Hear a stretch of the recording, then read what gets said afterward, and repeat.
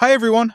I'm Matt Freese. I'm here with an episode of Kindred Skulls for you. It's been a long time since we released something. I think probably this is the first one since after week 16 against the Packers. I unfortunately, just never got around to doing the Lions and Rams game recaps just with things being busy. But I'm back here and looking to do some hopefully off-season content. But what I wanted to start out with, because I never got to them in podcast form, was kind of talking about the Lions and Rams games a little bit, where I thought the Vikings came up short. Obviously, they came up short pretty big in both games, but how that might impact them moving forward, right? Because if you go back to the 2024 season overall, I think, looking at it from the perspective of preseason, it was a massive success. But then when you have as good of a regular season as the Vikings did and fall completely flat on your face the last two games against two of the better teams in the NFL, it leads you to kind of some overall questions of what, how you actually move forward from there, right? Because I think you have a really good football team. And I'm not going to get into Sam Darnold versus J.J. McCarthy or whatever like that in this episode. I think it's pretty clear that the Vikings aren't expecting Sam Darnold to come back. So I think that question has kind of already been answered for us, right? And I'm kind of talking about something that was maybe a relevant topic like a month and a half ago. But I want to go over those games, kind of see where the Vikings came up short in those games, and then talk a little bit about reviewing their season as a whole, because that's something I haven't gotten to do before probably the next episode that I put out. And I'm going to try to get Nick on an episode as well, if the schedule works, is talking about very specific needs for the Vikings and kind of what roles I think they need to fill and what areas specifically I think they need to improve on, rather than just saying something like they need to get Milton Williams because they need interior pass rush, right? Like, I want to dig a little bit deeper into that next episode and describe what a specific fit of a Milton Williams type would look like in the Vikings, or what a specific guard type would look like on the Vikings, rather than just talking about, oh, they need interior pass rush, and that's going to solve their pressure problem that they have on the defensive line on base downs, because I don't think that's exactly true. So that's a little bit of a teaser maybe for the next episode, but I think there's going to be a lot of content in this episode that you're going to like, just kind of talking about the overall problems that the Vikings had in those two games, and then just kind of reveling in the success that they had over the course of the season, right? Because it's a downer to go out on those two major losses when you had a 14-3 football team, right? Just because they lost to the Lions, who were the only team in the NFC with a better record than them, right? One of only two teams in football that ended up with a better record for them. They end up as a wild card team, and they lose to the Rams, who were a very, very good team at that point too, who I think presented some unique difficulties to the Lions. I mean, the Rams played the Eagles, who eventually won the Super Bowl, better than anybody else did in the playoffs, right? Far better than the Chiefs did, better than Washington did, and better than the Packers did. So I think, ultimately they ran into two pretty good teams, got embarrassed by them, but there's a lot to celebrate about how the Vikings performed over the course of the season as well. So I'll dive into those two games first, right? And I'm going to kind of go overarching, talk about both games in kind of the same system. So we'll go offense first and then defense. For the offense, the Lions game, I think the basic explanation is that the moment was too big for Sam Darnold. I kind of went over it. I wrote an article for Zone Coverage back like a month ago. The Vikings had 4 red zone opportunities where they had, to me, pretty clear opportunities to score touchdowns, and Darnold just fell short and wasn't able to get the ball in the end zone. I think that's basically as far as you need to go to describe what the failures of the offense were in that game. He regularly had receivers open in those red zone opportunities.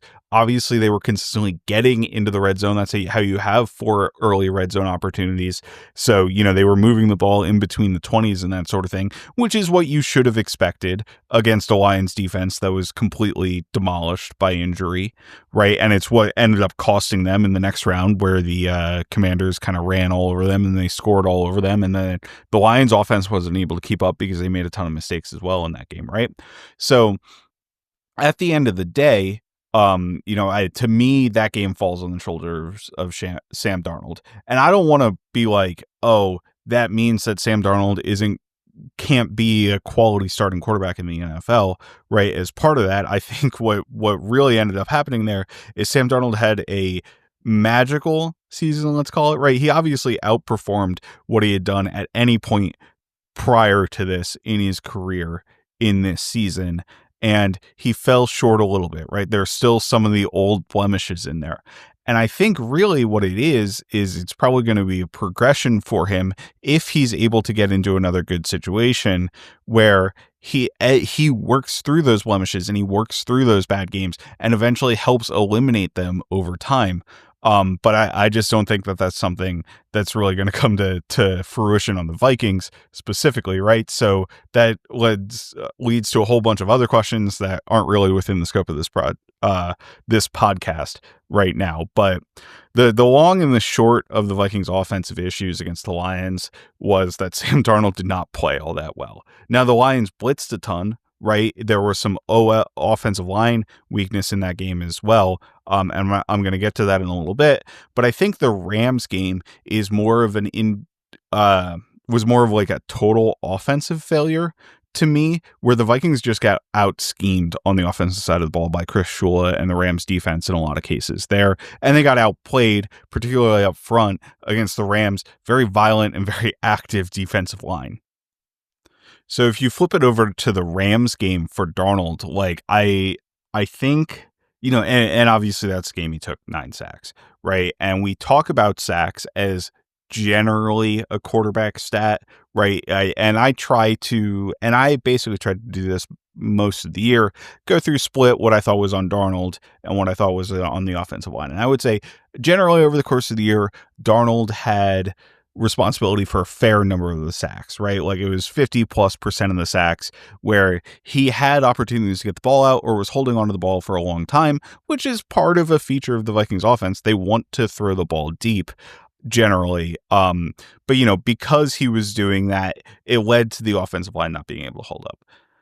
I would put like 5 of the first 6 sacks in the Rams game on the offensive line or on the pass protection unit in general, right? Like there was the one that was the blitz from the corner to the short side who came in, and that wasn't the strip sack, but it was a very critical sack early in the game where the Vikings motioned into a condensed formation.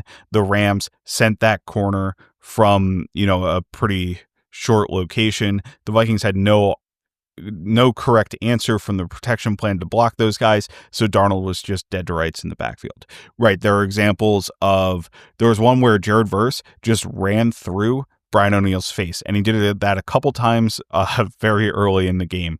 Right, the physicality from the edges from the Rams, whether it was Verse or Byron Young, and maybe it was Byron Young who actually did that to him, just took it to both Cam Robinson and Brian O'Neill.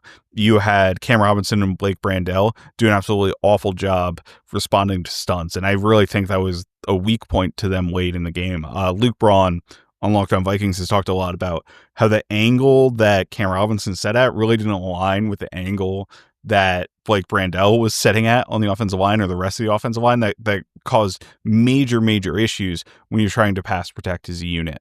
And I thought Dalton Risner also had a really bad game. Like the only person I'm not criticizing, and I don't think he had a good game at all, but the only person I'm not directly criticizing is Garrett Bradbury here, right? So that should tell you a little bit about how bad the other 4 guys were in pass protection in that game. And that was what Risner was brought in to do, right? It was what he was supposed to be better at than Ingram, because he certainly wasn't necessarily helping in the run game. So to me, a lot of the initial problems against the Rams were bad pass protection, and that ruined like 3 or 4 early drives. And then there were also negative plays and missed throws by Darnold. There were a couple sacks that were on him, but you can kind of feel over the course of the game how it cascaded into him missing throws. There was like a wide open Johnny Munt throw in the flat that was like a 3rd down play that Darnold misses in the game, right? But it just kind of felt like the pressure of the game eventually went all onto Sam Darnold's shoulders, and he couldn't hold up to that in that instance. So obviously that's a negative towards Darnold, but I do think it was a little bit more on the offensive line in that case in the game. So I talked a little bit about the offensive line in the last section, or I talked a lot about the offensive line. I basically made it about the offensive line in terms of the Rams game.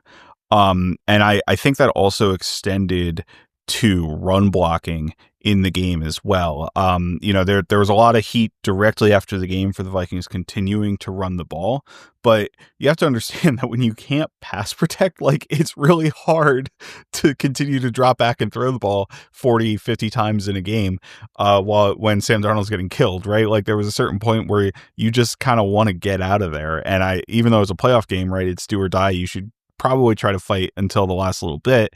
Like, there's a bit of a balance there where you're trying to make sure that you're not actively getting a guy hurt, right? Which it was like dangerous football, is I think what JT O'Sullivan calls it, where it's just like, it's not safe for the player to be out there at that time. And that's kind of how it felt against the Rams, just with the way some of the guys were playing up front. But that extended to the run game, where guys are missing blocks at the second level. They can't climb to the second level. I think that's a major issue with Risner, and why I don't really want either he nor Ed Ingram kind of back as a starter next year. I think the Vikings really need to figure out that right guard spot with a new starter who kind of brings a little bit of a different ability there. But at the end of the day, the offensive line just wasn't good enough in the last couple games. And I think, Cam Robinson was a big part of that issue. He's consistently getting walked back by guys. He's consistently getting beat to the inside. Like, the quickness just wasn't there, or whatever, him melding into the offensive line just kind of fell apart at the end. And it's kind of interesting because I think he played relatively well when he first came to the Vikings for those first like 5 or 6 weeks. And then it just kind of fell apart down the stretch over the past 3 games. And whether that was teams getting a scouting report on the Vikings and figuring out, okay, we can attack them in this specific way, and they've kind of been hiding Cam Robinson a little bit, I don't really know. I mean, I don't dislike the pickup. I thought he was a much better option than Quessenberry, who also had to come into the Rams game, right, because O'Neal got hurt and was brutally bad in that game as well. So really there just were no good answers in that game, and that was the story of the game, is the Vikings getting crushed on the offensive line front. In the Lions game, I think a lot of the story while you were alive, right, was Amik Robertson covering Justin Jefferson. If you go back to the tape, I don't think Amik really shut down Jefferson at all. I think the Darnold misses play a huge role in kind of that mystique, where Darnold had many opportunities to hit an open Justin Jefferson or hit a Jordan Addison on quick throws where he holds onto the ball and they don't score points. So that doesn't bother me all that much. Like, I'm not saying Amik didn't have some good reps. I thought he had a couple of really good reps, but I think Jefferson was consistently getting the better of him. What I thought was more interesting was kind of in the Rams game, where they had a pretty good game plan to take away crossers for Justin Jefferson. It's always seemed like they were rotating a safety down into the spot where Jefferson was going to be running a crosser when they were going to run it. So I thought they probably just kind of had a really good bead on what the Vikings were trying to run on offense, which is a huge L for the Vikings coaching staff, right? From like a game planning and play design perspective, where I generally think they're a really good game plan and play design staff. They certainly lost that way against the Rams. But in general, like, I don't know, it was just a rough game for everybody against the Rams. Jefferson and Addison, and it's kind of hard because the shots that Darnold was taking in the game, I thought, were relatively low percentage, but there were a number of outside the numbers deep balls on go routes that Darnold was simply unable to connect with his receivers in the game. And the receivers weren't creating separation vertically in those situations. And this is like Jefferson and Addison against the Rams corners, who I didn't really have a lot of expectations to play well. So even if Darnold had the time to get the ball off, or he had the time to, or he tried to make a big play happen, it wasn't happening because the Vikings stars and kind of the best part of their offense weren't getting open. So that's certainly something that I think we need to go into the off season and figure out, like, how the Rams shut the Vikings down and how to prevent a specific team from doing that. You can't block guys up front is an age-old thing that'll kill you in the NFL, right? The Super Bowl is a great example of that. You need to figure out a way to block guys up front, but you also need to win on the back end when you do block guys up front. And I do think that was an additional layer of an issue to the Rams game that I was a little bit surprised to see. And then I might have touched on this a little bit about the runs, but one thing with the runs in the second half, and I generally don't have an issue with running the ball until like you literally, need to score in like a minute every single drive. So I wrote it down as I didn't really have that much of an issue with running the ball until the Vikings got the ball with like 7 minutes left in the fourth quarter, because they were always within 3 scores at that point. And another interesting kind of fact, right, is the way the NFL does the clock. If you run out of bounds before 5 minutes left in the fourth quarter, and this isn't something I think everybody understands, especially because like Madden games are 5 minutes, so the clock like basically always stops in those situations, but the clock continues to run. So you can have an out of bounds completion with like 10 minutes left in the fourth quarter, and the clock will still run just like it was a run play, right? So I don't think you're getting a huge benefit for completions versus successful run plays. The one criticism I do have is that the Rams were in base heavy personnel in those situations, and that's when the Vikings were running the ball. So I would like to see you run basically only when there are light boxes in those situations, because that's when you should be able to get 8-9 yard chunks, right? And that's kind of what you want in that time frame, because the defense is going to put a complete roof over the offense, right? They're not going to allow you to get anything deep in the passing game, or they're not going to allow you to get anything deep in the passing game. So you're going to have to try to dink and dunk your way down the field. And if you think you can get 8+ yards a chunk on the run game, I don't have a problem running it. The problem is when they are in base personnel, you're probably not going to get 8 yards a chunk in the run game, and the Vikings weren't able to do that, but they just weren't able to execute really in any phase on offense in that game. So it's really hard for me to be like, oh yeah, if they had passed more, they really would have had better success. Like I just don't think they would. I think they would have gotten crushed kind of in any way. So that's a bunch of ranting and complaining about the Vikings offense from the last 2 games, but I don't want that to be the final takeaway. Just from the season, which is why I'm going to kind of get into the awards and, talk about a lot of the positives that we had from the Viking season later. But I do want to flip it over to the defense, because I have some specific thoughts about the final 2 games. Like, I was not unhappy with the defensive performance in either game. The Lions game, the second half, it kind of got away from them, but I kind of push that as, look, the offense failed in the red zone so many times that it just broke the spirits of the defense. Like I think that can be absolutely true, right? Like, for that individual game, it's really hard to see the offense go down time after time after time. You got 2 picks in the first half as a defense, and the offense was able to turn it into absolutely nothing.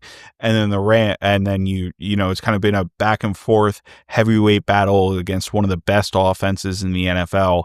And eventually you just give in to 3 touchdowns in a row. And the game kind of felt like it was out of hand when you gave up the first touchdown. So the second one and the third one just kind of happened. It is, to me, just kind of how that felt, right? And while those games were relevant, I thought there were a lot of good back and forth battles, especially schematically, especially with the way the offense was executing between the Vikings and the Rams. And when I'm talking about that, for the most part, I'm talking about the Vikings' early down defense, which Betts, he was at All22 on Twitter. I think he's also on BlueSky at All22.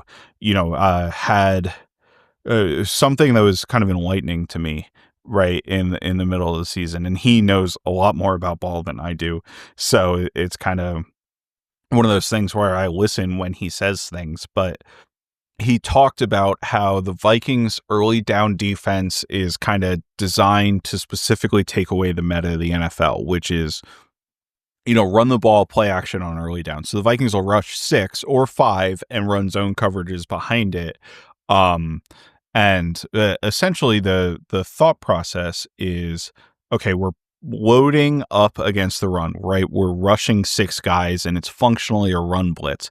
But instead of trying to play man or something behind it, where offenses typically expect you to play safe on early downs, right? Maybe you'll play cover 3 or something like that, but you're not sending blitzes. The Vikings send heavy blitzes on early downs, and they actually dial back the blitzing on third down, right? Which is the opposite of what a lot of NFL teams do, where they play, base 4-man rush, coverage behind it.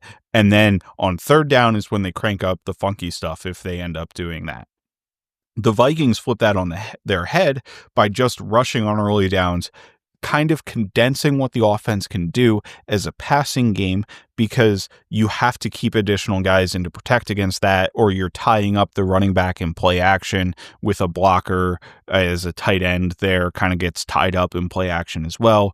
So you have limited routes down the field, and then you have either 2 deep, 3 under, or 3 deep, 2 under, or 4 deep, 1 under, some variation of coverage to hopefully flood deep zones, which is where offenses are going to try to attack, with play action on early downs. And then you can rally and tackle underneath for a check down if you don't get a pressure on a quarterback that forces a throwaway or something like that, or you don't get a run stop because the defense ran the ball, right?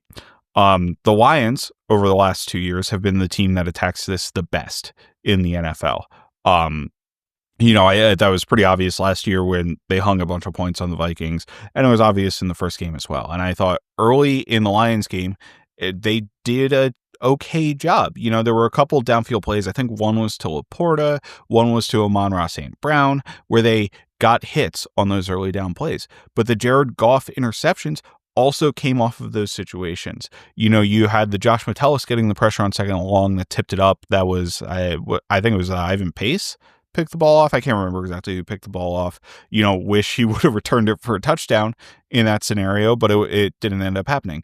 Then you have the early down, they're backed up, you rush 6, you force Goff to throw a ball over the top that was a completely ill-advised throw. It really wasn't a good decision from Goff at all, in my opinion, but it ends up being another interception. So you kind of had the back and forth. The Lions, the only kind of successful drives, or their 2 touchdown drives, they had to convert fourth downs, which they're going to be good at, but they also failed on a fourth down earlier in the game, right? So there was a good back and forth battle against the league's best offense over the course of the regular season. The Lions ended up scoring 31 points, but they had only scored 10 going into halftime, right? Kind of before the will of the defense broke because everything else wasn't working on offense. And then, they end up scoring 31 points the next week with 5 turnovers. Like, this was a ridiculously high powered offense. I'm talking about the Commanders game as well, where 31 points was like their median for points for the season. So the Vikings held them to that twice, and that's a relatively good job for a defense against the Lions. Now, is it the job of the best defense in the NFL? Maybe, probably not, but I think specifically it's pretty hard to completely shut down opposing offenses unless you have completely dominant defensive line performance, which the Vikings weren't able to access this year, right? And there can be a conversation about, needing to upgrade on the defensive line to get more dominant defensive line performances like the Rams arguably had against us, like the Eagles had against the Chiefs in the Super Bowl, right? But at the end of the day, it's kind of hard also to acquire those players. Like, you have to absolutely hit on the players. You have to knock your decisions out of the park on doing that. So it's like, there's a trade-off there when it comes to team building, and I want to get into that a little bit more as I continue to have episodes throughout the offseason. But if I flip it over to the Rams game, I think the first 4 drive starting plays for the Rams game are really indicative of kind of the chess match that goes on, and why I think the way Flores runs defense is still valid against these guys, even if it is going to lead to some hits, right? So if you remember, the Rams hit 2 deep shots to, I believe both were to Puka, on their first 2 opening plays. So you have and they're both in the like deep comeback range, right? So that's kind of the weakness to me of where the Vikings run these zones, where you're going to have guys who are able to stop underneath if you're getting too much depth, and there's no underneath coverage because the guys are spread too thin, whether it's 3 underneath or more likely 2 underneath or 1 underneath. They're just not able to get within those throwing windows. So you kind of need to force pressure on the quarterback. Like if you get blocked up rushing 6, you're in a very bad position on defense. But then on the third drive, Jonathan Grenard, and that was the one that ended up being the not. This sack specifically wasn't the non-intentional grounding strip sack thing, but it was on the same drive as the non-intentional grounding, um, or the non-fumble, non-intentional grounding situation. I think you have Jonathan Grenard get a sack because he beats the guy around the edge, because he has a one-on-one against an overmatched opposing offensive tackle because you're rushing 6. And then on the next drive, you force a check down to Kyron Williams and 3 guys have a chance to tackle him and none of them make the tackle. Jerry Tillery overran it horribly. Ivan Pace was in there. Jalen Redmond was in there, all trying to make a tackle on Kyron Williams, and it ended up being like 10, 11 yards. But I think the result of the play, which was a check down to a running back with an opportunity to tackle him, was a win for the Vikings defense. So schematically, I don't see that it's something that absolutely needs to change, right? And like, on one hand, having the pieces to rush for and play man coverage all game, and I'm going to get into a little bit of the Vikings man coverage here, is absolutely something that you should strive for as a football team, right? But I think as we talk about the Vikings needs heading into the offseason, I don't know if it's something that's realistically able to be done by the time 2025 starts. So I think the style that the Vikings are running, with the ability to run man as a changeup, which they did a number of times this year to success, maybe not against these teams, right? But they did a number of times this year and it worked out pretty well on the whole. They were actually one of the highest CPA per play man defenses for a long time. And I don't know how the Lions game impacted that because they kind of crushed the Vikings in man. There was, in that game, you had the Jameson Williams 4th down, which was, I think it was cover 0.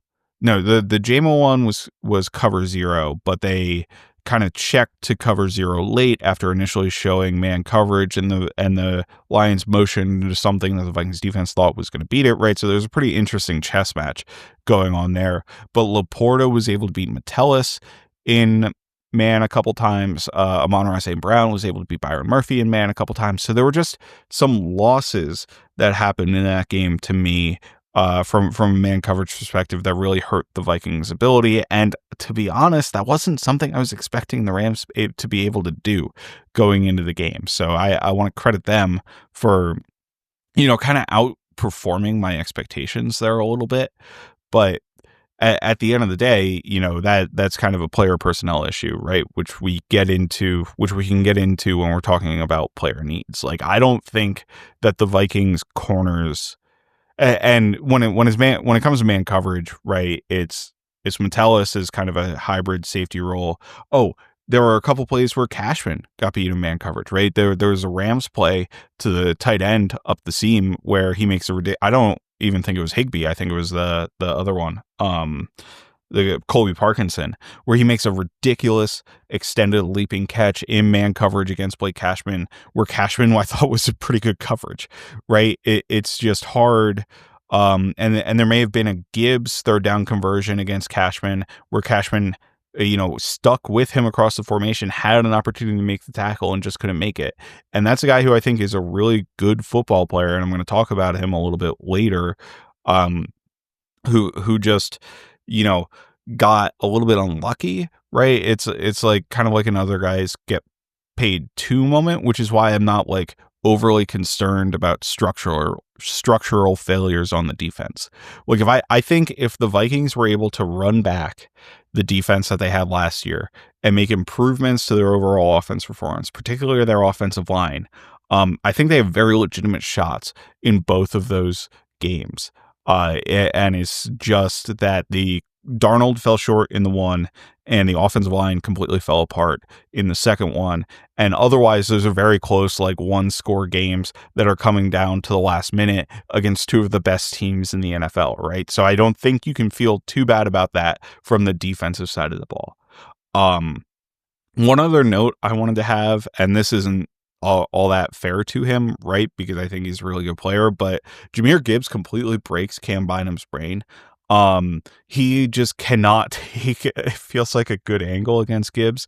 He had the 25-yard touchdown in the second Lions game. That was just Bynum not approaching Gibbs well, right? Coming downhill, taking a bad angle. The long touchdown in the first game was again Bynum taking a bad angle, not able to get to Gibbs.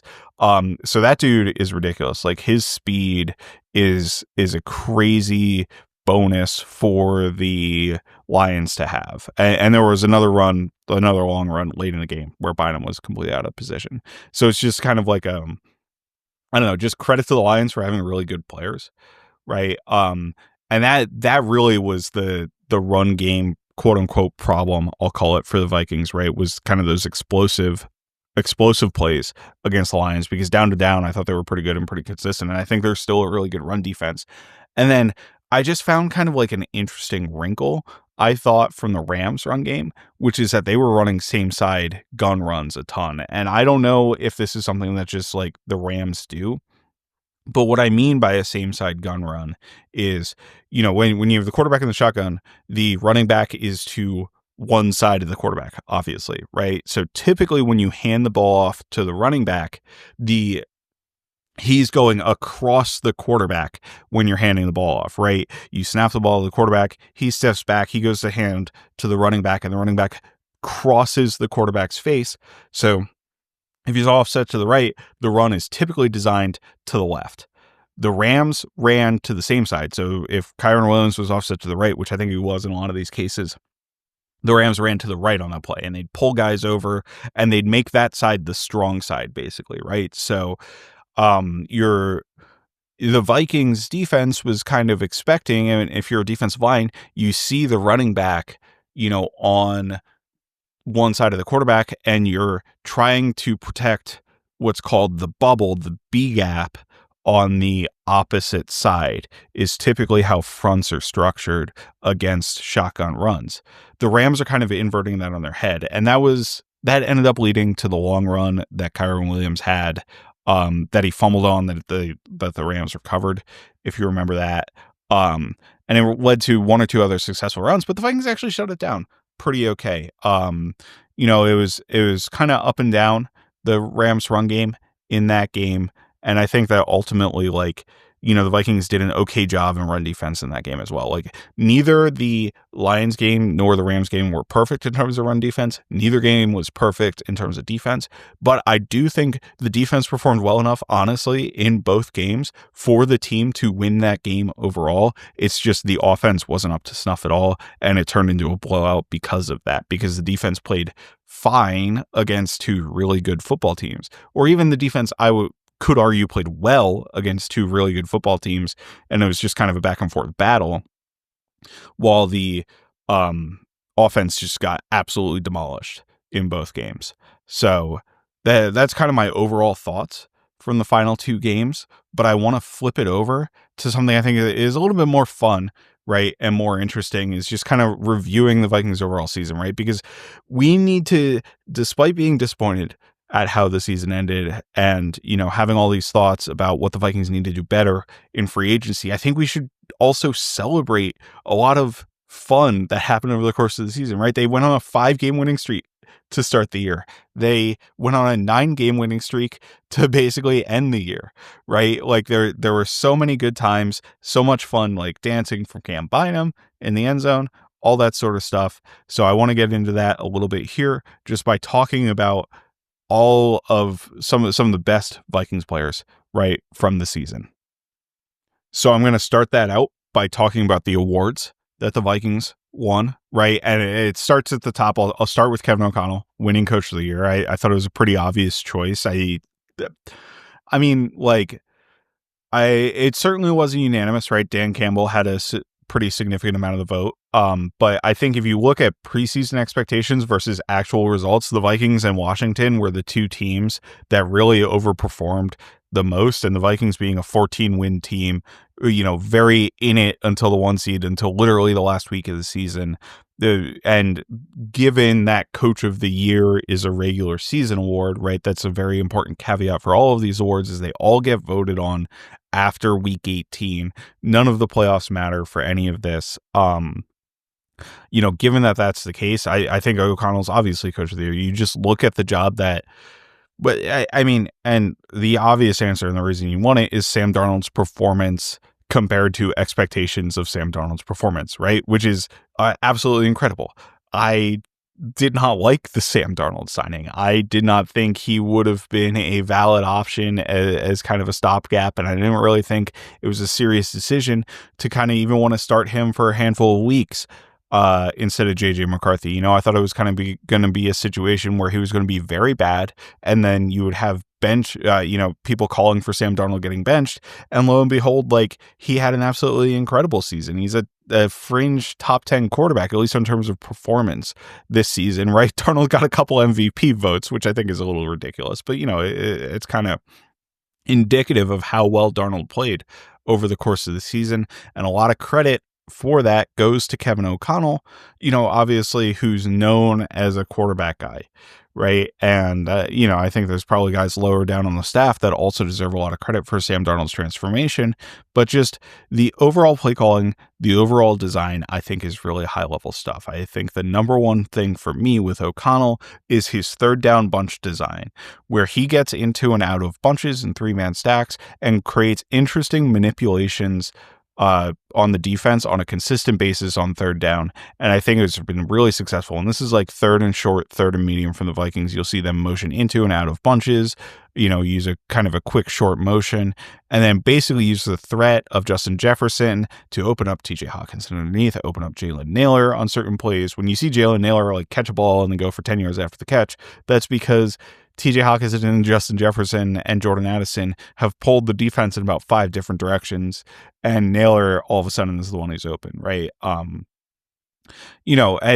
it's just pretty cool to see O'Connell win that award, because I think he's totally deserving, just with the type of leader he is, how he appears to have won over the team in pretty much every aspect. I think he generally gets cast as like a player's coach, a happy-go-lucky coach. I do think there's some toughness to him under that, but I think just generally his ability to connect and communicate to players and be a teacher has been an awesome thing, right? And I don't have any inside knowledge, so I can't speak to like specifics, but obviously it's worked very well for the Vikings over his 3 seasons so far, and he got an extension that's very well deserved.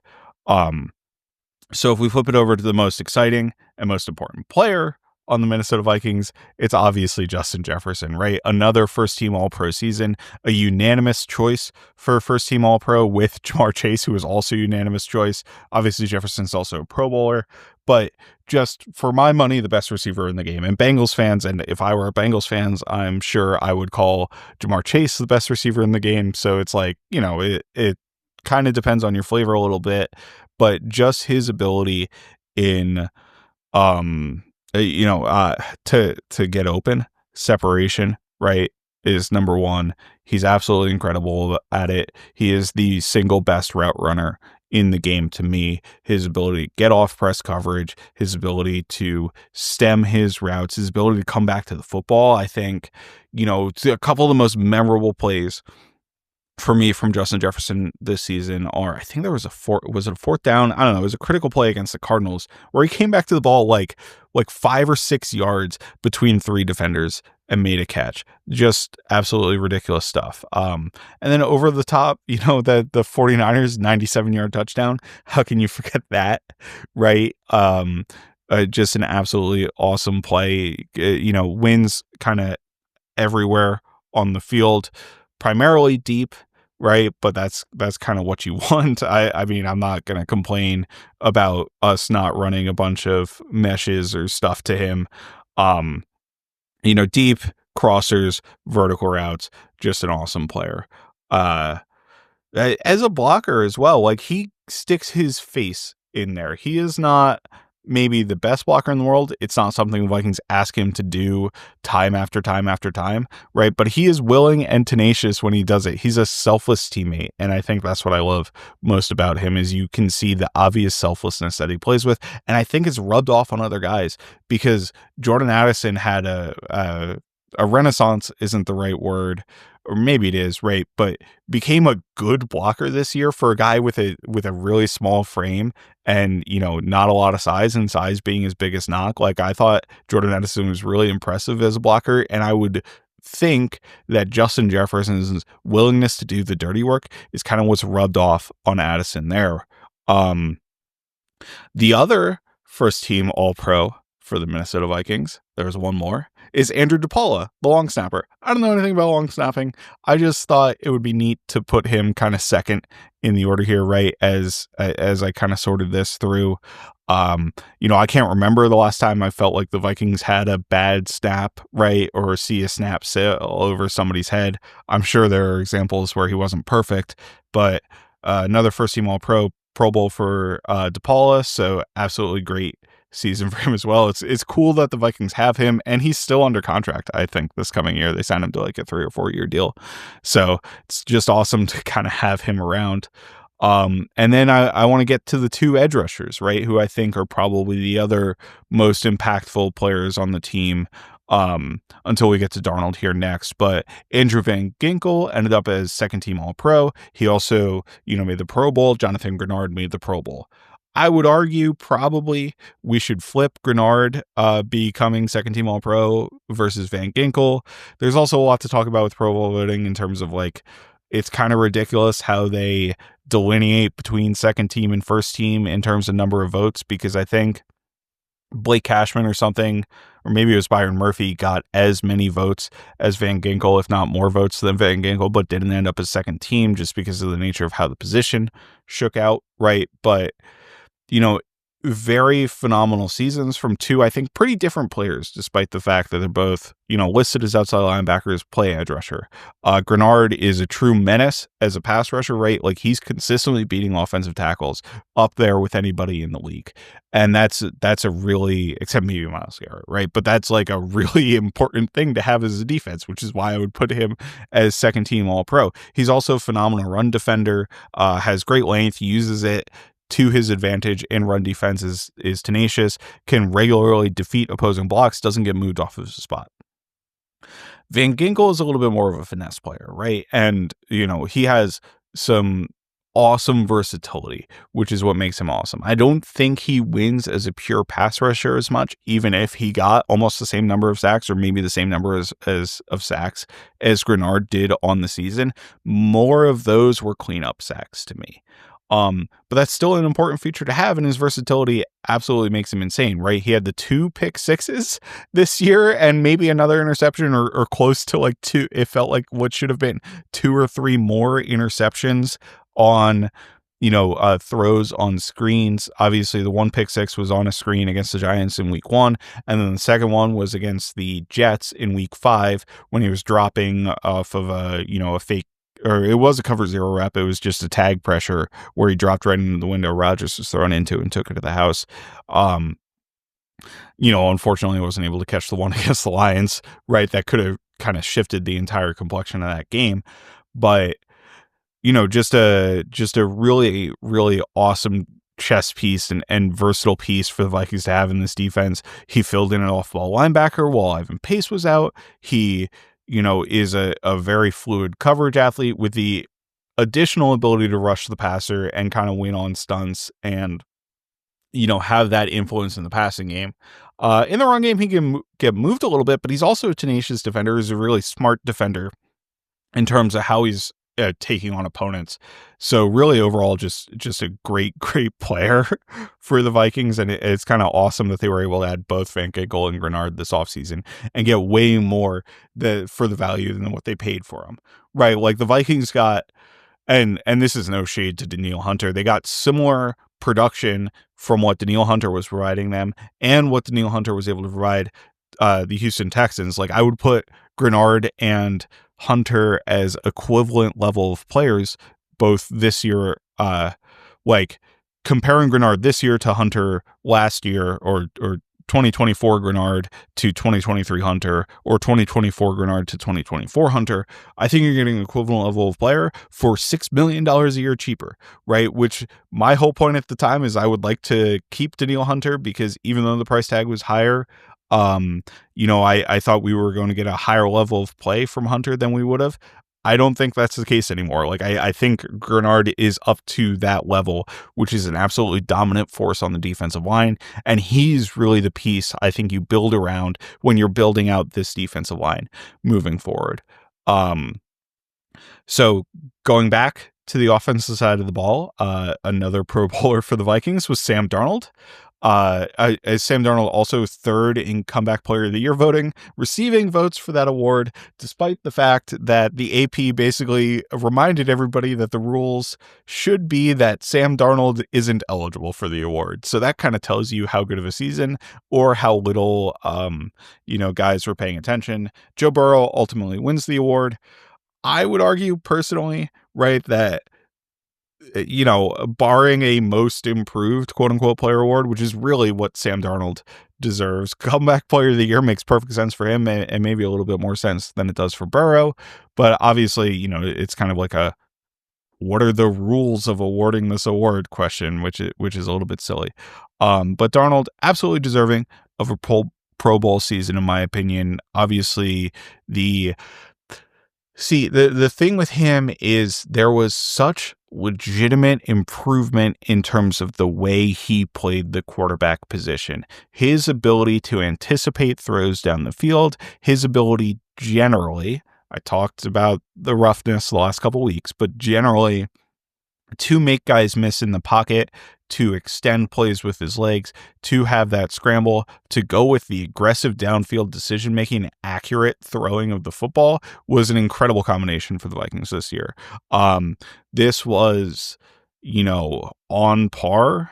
Maybe that's not fair, but very close to as good as any Kirk Cousins season that he had with the Vikings, right? And the Vikings got that for $10 million. I think specifically with Darnold, a couple downsides are that he holds onto the ball for a long time, right? And that's what's really led to some of the sack issues that the Vikings have had. But the upshot of that is he was willing to trust guys down the field. Again, if I'm being nitpicky, right, there's a couple times he locks onto Justin Jefferson, but the benefits of locking on to Justin Jefferson are positive, right? But his ability to process through reads was something I wasn't expecting him to be able to do, and I think it's something he did at a really, really high level for the Vikings this past year. So that's something I'd hope he'd be able to continue moving forward, no matter where he ends up in 2025. So overall for Darnold, just an absolutely phenomenal season. And I'm sorry I'm couching the praise a little bit, but I think you see some of the that Falcons game, I think, will stick in my head, not just for Jordan Addison, but also for Darnold in terms of his ability, his escapability from the pocket to get the ball down the field, consistently hitting the deep shots, was just an absolutely phenomenal performance that sticks out to me. So, or even the willingness to be so aggressive to throw that Justin Jefferson 97-yard touchdown against the San Francisco 49ers, right? That's a dagger concept where really the post is kind of an alert, right? And he sees the safety flat-footed and is willing to take that alert. He's willing to have that aggressiveness when they also had a wide open deep over, whether it was to Addison or Naylor. I don't even remember at this point who the second wide receiver was. But just that willingness is a phenomenal trait of his that I hope whoever gets him next is able to utilize, or he's able to continue utilizing it with the Vikings if he's still around, right? The next Pro Bowler from the Vikings is Byron Murphy. Murphy was to me, Murphy making the Pro Bowl, not that he's not deserving per se, because I just don't know how many good quarterback candidates there were, was almost like a placeholder of all right, everybody in the Vikings secondary or a number of Vikings secondary players are like fringe Pro Bowl players. We need to give it to one of them. And that ended up being Byron Murphy. Murphy, I thought, had a phenomenal season, obviously, in terms of interception output, but I also think he was the best pure cover corner that the Vikings had, right? I would trust him in man coverage more than I trusted Gilmore or Griffin. And that showed out in a couple instances. The pick against Nakua against the Rams. He did an okay job against Amon-Ra St. Brown. There's a couple blemishes there, but also his willingness and run support to come into the box, I think, is pretty impressive. His ability to tackle on screens, right, and take on blocks and tackle receivers kind of in the backfield was a huge asset to the Vikings. The inside-outside flexibility that he offers is a huge asset. I've been a big proponent of Murphy ever since I watched him after the Vikings signed him. Like, I thought they got a really good player, and I think that's played out over the course of 2 years. I think they got more than what they paid for on his 2-year contract, and I was kind of advocating for the Vikings to extend Murphy last offseason, right before they ran into an issue where he was able to go into free agency this offseason. And lo and behold, now that's maybe an issue, right? But he is somebody I absolutely want back for the Vikings, not just because they're running out of corners, right, as we head into free agency here, but I think he's legitimately a very good player that you can kind of structure your coverages around from the cornerback position. So I'm pretty happy with that. And so I'm not going so far as to say, like, he's a lockdown, shutdown corner like a Patrick Surtain, but I think he is a very high level player that is an important piece to the room that the Vikings would really have a difficult time replacing if he ended up walking and going elsewhere. The final Pro Bowler for the Minnesota Vikings is Brian O'Neill, right? And obviously a just rock steady right tackle. I really hard to beat with speed, can you beat with power occasionally, but also super athletic. His open field, downfield blocking is truly really fun to watch, and then just the smoothness with how he is as a pass protector, pass protector, I think is a huge benefit to his game, right? The Vikings were very successful along the offensive line early in the year, especially when Christian Darrisaw was in. That's big credit to O'Neill. And I think he's just a rock solid player that's totally worth it for the Vikings. Some other guys to shout out, right? Like, I really liked what Aaron Jones gave the Vikings this year. He ended up with 1,500 yards from scrimmage. I think you look at the efficiency stats, is like kind of a little bit surprising. It was a little bit surprising to me that he got 1,500 yards, but I don't think a lot of the failures from an efficiency perspective were his fault. I think when you got back down to the second half of the season, the offensive line really struggled to block on a consistent basis. And even early in the season, like it was pretty boom bust in the running game, whether or not they would actually get a hit. And that's kind of blocking based. I really liked what he brought to the table from a pass catching perspective as well. And as a blocker, I thought he was pretty solid. CJ Ham deserves a shout out just for being awesome and being the Vikings' third down pass protector, the man who they kind of trusted the most in those pass protection situations. Makes a lot of sense for them to do that, because when you're on third and long or third and medium or something like that, it's really hard to put 5 guys out into the route. It's certainly what we'd want to do in Madden, but defenses are just too good at creating pressure schemes for you to leave only 5 guys in protection. So I don't have a problem with bringing in CJ Ham in a pure passing situation like that, because the defense knows you're going to pass anyway, right? So it's not really a tell, and he's your best pass protecting back. And then on continuing along the offense, Jordan Addison obviously deserves a shout out. He didn't end up making the Pro Bowl or anything. He ended up having 900 yards, kind of just short of 1,000, but just a phenomenal deep threat and kind of filling out that second receiver role. He really came into that role this year. Jalen Nailor, I thought, people will complain about the drop issues, but as a third receiver, I think he's a great weapon because he adds an additional deep threat and threatens opponents vertically. Even if he's not going to be the most consistent player, you're not going to have, like, it's really hard to get 2 good receivers, which the Vikings have. It's even harder to have 3 good receivers. Like, there's been very few examples of teams that have even had that. I guess you can go back to 3 deep. And the Vikings have also heavily invested in TJ Hawkinson as a passing option, which, Hawkinson, I think, is a very good player, even if he missed half the season due to injury. So that's there. Christian Darrisaw, you know, obviously, hopefully he's able to come back healthy, early on next season, because he was just a massive, massive loss with the Vikings having moved Cam Robinson. Worked pretty well, but ended up biting them in the back end. But Darrisaw's smoothness, your ability to leave him completely on an island in pass protection, he's not going to win he's not going to completely lock down somebody, right, and win every single battle on the outside when he has to go up against a Nick Bosa or somebody like that. Just thinking of an example from early in the season. But he's such a consistently good player, and he's such a dominant run blocker as well in terms of his ability to move people, that it's just a critical piece to the Vikings offense that they were missing for a long portion of time. And then going to the tight ends, Josh Oliver, fantastic blocker in the run game as well.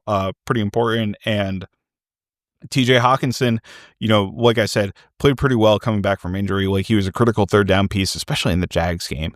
If you remember that, obviously they ended up kicking field goals, but made a number of clutch plays down the stretch. The Bears game too. Oh man, what a game. That first Bears game from both TJ Hawkinson and Jordan Addison, when they focused so hard, way too hard, on taking away Justin Jefferson. If we flip it, and, sorry, Johnny Munt's there. I'd love to see Johnny Munt come back to the Minnesota Vikings for another year. So if we flip it over to the defensive side of the ball, I mean, how can you not say, like, basically everybody on the defense? First of all, Jonathan Bullard and Harrison Phillips, early down run defense, absolutely phenomenal. Jihad Ward, I think, was a really underrated piece of the Vikings for what he provided on third down and passing situation in like that phase of the game, in terms of his interior pass rush and his ability on stunts to work things. Pat Jones as a rotational player, right? Like, early in the season with a bunch of sacks. Really, kind of took his game to another level, and I hope he gets paid by somebody else, kind of like DJ Wanham is. Like, he deserves to cash in that way, even if I'm not sure there's a spot on the Vikings for him moving forward. Dallas Turner, is probably somebody people want me to talk about, right? If you're listening to this, where it's like, oh man, how did the rookie do? Maybe disappointment in the first round pick, only playing a certain number of snaps. I think the reality with Dallas Turner is you saw a couple of really bright flashes from him, right, as a pass rusher. And then the reason you didn't see much else is because he was often, like, Vikings were playing him as like an off-ball linebacker, asking him to do in coverage, and there was some really cool stuff he was able to do, kind of mirroring, I think, what we think of Andrew Van Ginkel as, and playing at a decently high level. There was a play against the Lions in the second game that I remember where he completely took away an underneath zone, or maybe that was the first game even, which was like very early on in the season. And it was just a truly really impressive zone drop from like a regular linebacker, that you don't expect from an edge rusher who also had a couple of really nasty speed rushes as the season went on. So I think he needs to add more strength, but I'm really hopeful about what he can be as a Viking. Secondary guys on the defensive line, in terms of Taki Taimani, had a couple of flashes early in the season. Jalen Redmond with a couple huge flashes late in the season.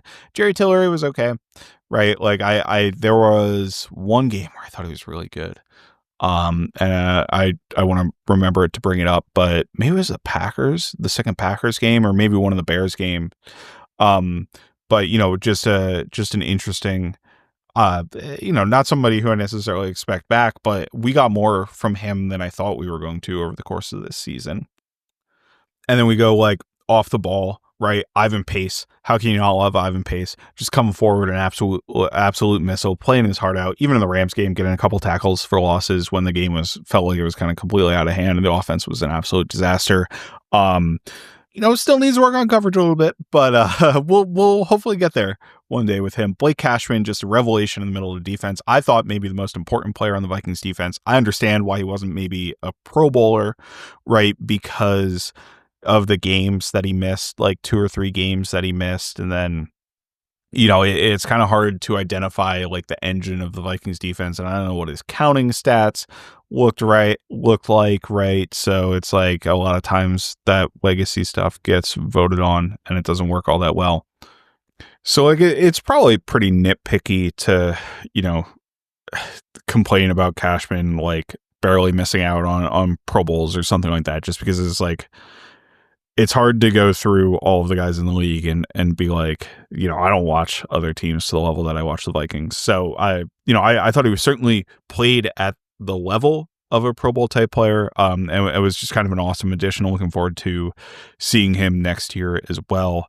And I talked about Byron Murphy on the secondary already, but Shaq Griffin and Stephon Gilmore kind of revived a position group that was a huge question mark coming into the season, right? Obviously Gilmore, kind of an ageless wonder type season. Certainly some blemishes. The age shows a little bit, but played really, really well considering that he came in during training camp, right? And is the age that he is. I was really happy with his performance all year. He's not a lockdown, shutdown corner that maybe he was in his prime, right? But he was still a plus starter for the Vikings. And then Gilmore as a rotational player, played pretty well as well. The 3 of them, Murphy, Gilmore, and Griffin, combined to have some pretty good performances, particularly on third down in man coverage, and give the Vikings a lot of coverage versatility that I don't think they had in 2023.